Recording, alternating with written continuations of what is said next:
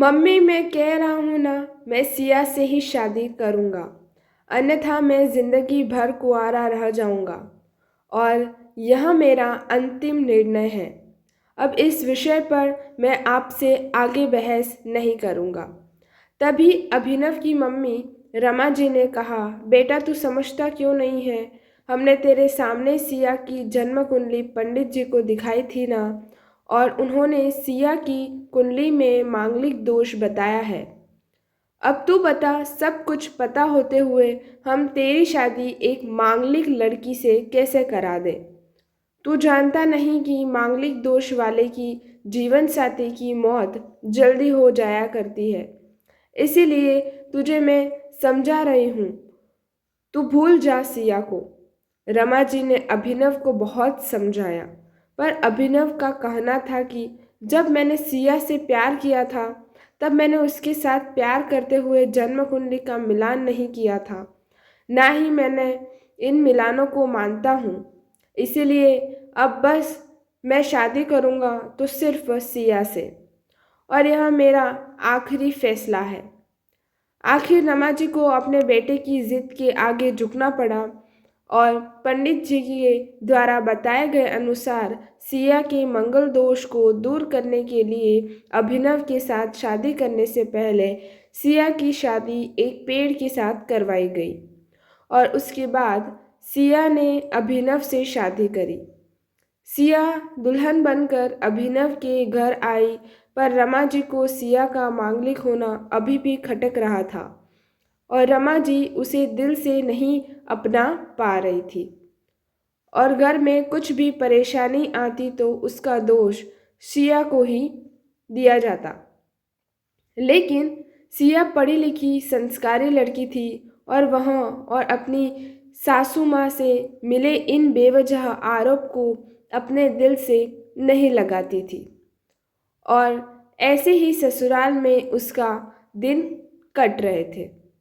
एक दिन अभिनव ऑफिस से जल्दी घर आ जाता है। तब रमा जी ने उससे पूछा, बेटा आज जल्दी कैसे आ गया?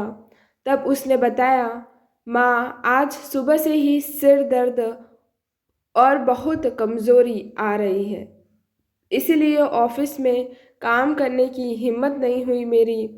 तब रमा जी ने कहा, चल बेटा जल्दी कर, हमें डॉक्टर के पास चलना चाहिए। तब अभिनव और रमा जी डॉक्टर को दिखाने गए। डॉक्टर को दिखाने के बाद मालूम पड़ा कि अभिनव को पीलिया हो गया है, और दोनों जैसे ही घर लौटे, रमा जी ने घर को सिर पर उठा लिया और कहने लगी, जब से ये लड़की हमारे घर में आई है, तब से हमारे घर में परेशानी और बीमारियां भी साथ में लेकर आई है। इसके कदम ही अशुभ हैं। अब देखो, इसका मांगलिक दोष हमारे बेटे पर भी असर करने लगा है। कल को अगर मेरी बेटी को कुछ हुआ तो कोई जिम्मेदारी लेगा? तभी सिया ने कहा, मम्मी जी प्लीज़, और कितना नीचा दिखाएंगी मुझे?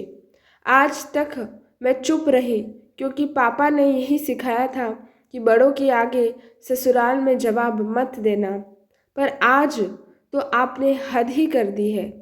अगर मैं आज नहीं बोली तो ज़िंदगी भर खुद को माफ़ नहीं कर पाऊंगी।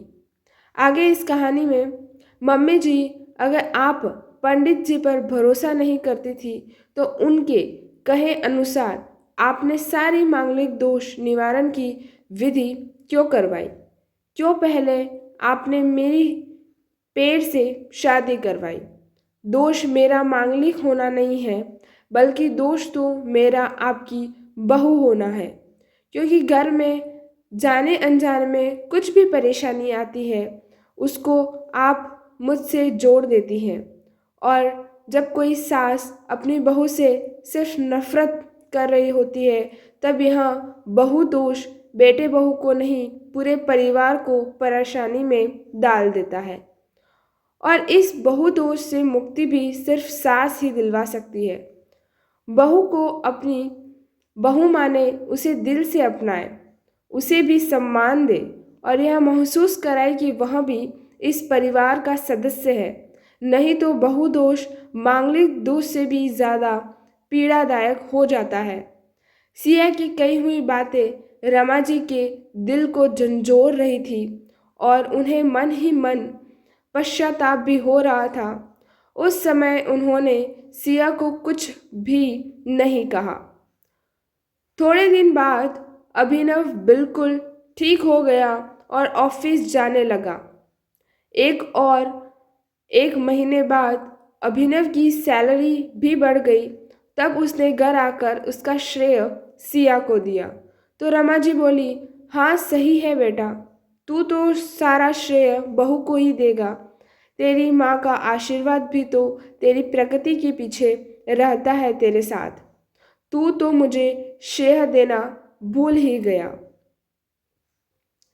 आगे इस कहानी के अंदर तब अभिनव ने कहा, माँ, इस बार सिया का मांगलिक दोष मुझ पर और नहीं मेरी तरक्की पर नहीं लगा। और माँ, जब हम बड़ी बुरी परेशानी का श्रेय सिया को देते हैं तो अच्छे कर्मों का श्रेय भी तो सिया को ही देना चाहिए। तो इसलिए आज का सारा सिया को जाता है। अभिनव ने हंसते हुए कहा। तब सिया बोली, अभिनव, तो क्या तुम भी मुझे ऐसा समझते हो?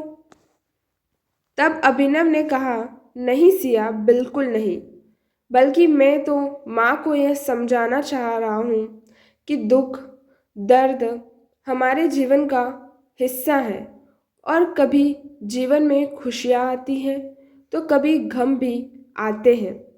इसके लिए हमें परिवार के सदस्य या अपनी बहू को दोष देना उचित नहीं है। तभी रमा जी बोली, बेटा सही कह रहा है तू, और तेरी तरक्की भी बहुत है मुझे इस झूठे दोषों से बाहर निकालने के लिए। आज मैं यह कसम लेती हूँ कि आज के बाद मैं सिया को किसी भी बात का दोष नहीं दूंगी। यह सुनकर सिया आज बहुत खुश थी क्योंकि आज उसको उसकी सास ने मांगलिक दोषों के साथ साथ बहु दोषों से भी मुक्ति दे दी थी। तो आज की कहानी दोस्तों यहीं पे समाप्त होती है। आप ही ज़रूर बताइएगा कि आपको कहानी कैसी लगी है। अगर आपको ये कहानी पसंद आती है तो प्लीज़ कमेंट करिएगा और एक लाइक, शेयर और सब्सक्राइब ज़रूर करिएगा। धन्यवाद।